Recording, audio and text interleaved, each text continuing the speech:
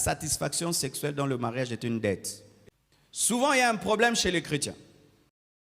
Les chrétiens, souvent, livrent leurs conjoints au péché en ne tenant pas compte de leur partie physique. L'autre est chair, esprit et âme. Mais tu traites ton mari, ta femme, comme s'il n'a que l'âme et l'esprit. Tu le prives d'intimité pendant 6 mois. Et tu supposes que tout va bien. Il y a des mariés comme ça qui sont inconscients. De la même manière que quelqu'un, quand il fait un jeûne de 40 jours, il a faim. De la même manière, quand tu prives à ton mari ou à ta femme, il a aussi une autre faim. Et la Bible dit qu'il est exposé à la tentation, c'est écrit dans la parole.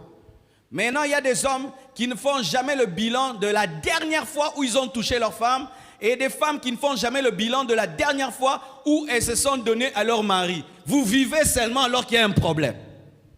Ça ressemble à ces gens qui ont un sérieux problème mais qui l'ignorent. Et un jour, il y a une explosion. Et demain, tu vas dire, ah, ma femme est adultère, mon mari est adultère. Quelle est la dernière fois que tu as touché ta femme? Quelle est la dernière fois que tu as laissé ton mari te toucher? Ce n'est pas parce qu'il prie que le corps a été enlevé. De la même manière que si quelqu'un est chrétien, il a faim, il a soif, il a aussi ces besoins-là. Même s'il a une forte onction. Moïse, après le buisson ardent, il sort le peuple d'Israël de l'Égypte. Il a épousé une Éthiopienne.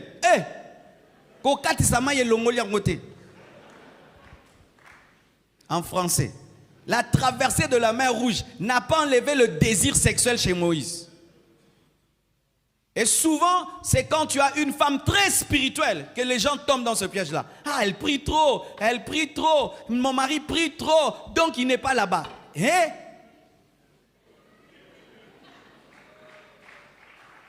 Et maintenant, au lieu de le sanctifier, tu l'exposes au péché. Des hommes qui voyagent 1 année, ils laissent leur femme comme ça. 6 mois, ils laissent leur femme comme ça. Et ils attendent quand ils vont venir, ils trouvent une femme qui est devenue nonne.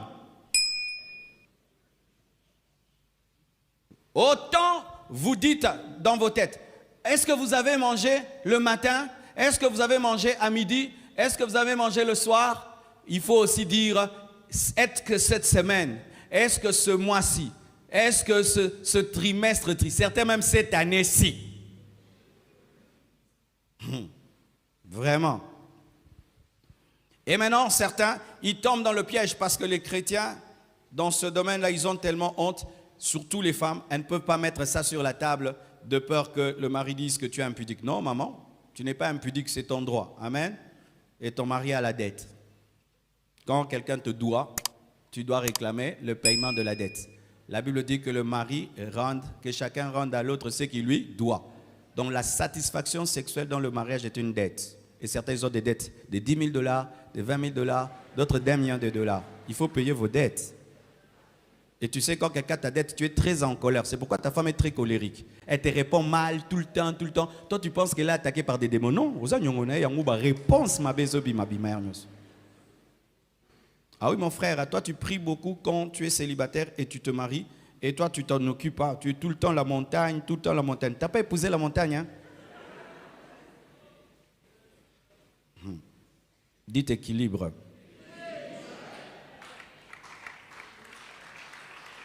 Sanctifier. Sanctifier, ceci n'est pas salir l'autre par le péché. Tu sais, lorsque tu es marié, tu commets le péché ailleurs. Et puis tu viens dans la maison, tu salis l'autre. La Bible dit que le lit conjugal doit être exempt de toute souillure. Tous les péchés que les mariés commettent, ils ramènent sur leur lit.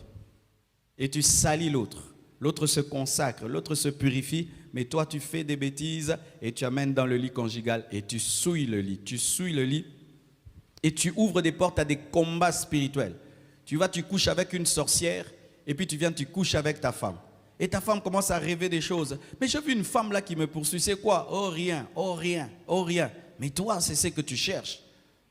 Tout ce qu'un homme marié ou une femme mariée fait vient dans son lit conjugal. Tout ce qu'un homme marié fait, une femme mariée fait, vient dans ses enfants. Quand vous voulez vous livrer au mal et au péché, pensez à vos enfants. Pensez à vos femmes. Pensez à vos maris. Voici un autre rôle que tu dois jouer. Tu dois toujours chercher un face-à-face avec ta femme, un face-à-face avec ton mari. Ne fouillez pas le face-à-face. Et aujourd'hui, l'ennemi du face-à-face, c'est le téléphone. C'est le téléphone. On est face-à-face, mais au téléphone. Pas de dialogue. Et tu ne peux même pas savoir que maintenant ta femme a un bouton. Parce que tu ne la regardes plus. Tu ne sais même pas comment elle s'est habillée pour corriger. Tu ne sais même pas comment ton mari est sorti avec un bouton qui est enlevé, une cravate sale, un col sale. Il va au travail, tout le monde remarque qu'il a un col sale. Pourquoi vous ne vous regardez plus? Jésus va enlever l'église pour qu'elle soit facile, la faire paraître devant lui. Alléluia. Combien de temps tu passes avec ta femme en train de causer? Combien de temps vous passez en train d'être vraiment intime, où vous ne parlez pas que des banalités, des conversations réelles? Quelle est la dernière fois que tu as fixé ta femme, que tu as fixé ton mari? Il y a des mariés qui ne se regardent plus dans les yeux, qui ne se regardent plus dans les yeux. C'est parmi les signes que le couple va mal. Quand un mariage va mal, on ne se fixe plus. On ne se fixe plus. On a des regards fouillants. Des fois, une fois, je suis allé dans un restaurant et j'ai vu des gens mariés l'un face à l'autre. Quand le mari regarde comme ça, la femme regarde comme ça. Ils sont mariés, mais ils n'arrivent plus à percer le regard de l'un de l'autre. Pourquoi? Parce que le regard révèle l'âme. Et ils ont peur que l'autre puisse voir que je ne t'aime plus. Tu me mets en colère. Je suis là malgré moi. Alors on regarde comme ça. Parce que si on se fixe, tu vas voir dans les yeux. Est-ce que vous vous regardez encore? Et de deux, quand vous dormez ensemble, vous vous donnez les dos ou vous vous regardez? Des mariés qui dorment en se donnant le dos. Toujours le dos. Le dos. Coupez le lit, faites deux lits séparés. Et oui, je vous assure, une fois je suis allé à Paris, je crois. Alors j'ai cherché une chambre et je leur ai dit, je suis marié. Ok, pas de problème, monsieur. Et puis on me montre une chambre. Je vais là-bas, je trouve deux lits séparés. Oh, je leur dis, mais je suis marié. Il dit, oui, tu es marié. Oh, mais le lit là, il n'est pas marié. Ils m'ont donné un lit en colère. Non, parce que chez les Blancs, ils savent qu'on peut être marié, mais on ne dort pas ensemble. Donc ils supposent que même nous les Africains, on a ces systèmes. J'ai dit non, non, non, non, non. Ou vous les collez, ou vous me cherchez un lit. Où on est nous deux. Mais certains, vous êtes même sur le même lit. Mais vous mettez même des séparateurs. Comme sur la route. Ah oui. Le face-à-face, le dialogue. Et il faut le chercher. Dans le couple, l'homme doit rechercher l'intimité. La femme doit rechercher l'intimité. Chercher le face-à-face. C'est Jésus qui ressuscite l'Église pour la faire paraître devant lui. Il désire cela. Depuis que Jésus est mort, ressuscité, qu'est-ce qu'il désire? Nous faire paraître devant lui. Il veut un vis-à-vis. Il veut un face-à-face. Quand il y a la fuite du face-à-face, il y a un problème. Il y a une maladie dans le couple. Et il faut régler à temps. Asseyez-vous et parlez-vous sincèrement. L'amour rend glorieux. Le conjoint doit rendre glorieux. Cinquièmement, rendre glorieux. Et s'il y a une image que tu peux avoir à ce sujet, c'est la gloire que Assérus a donnée à Esther.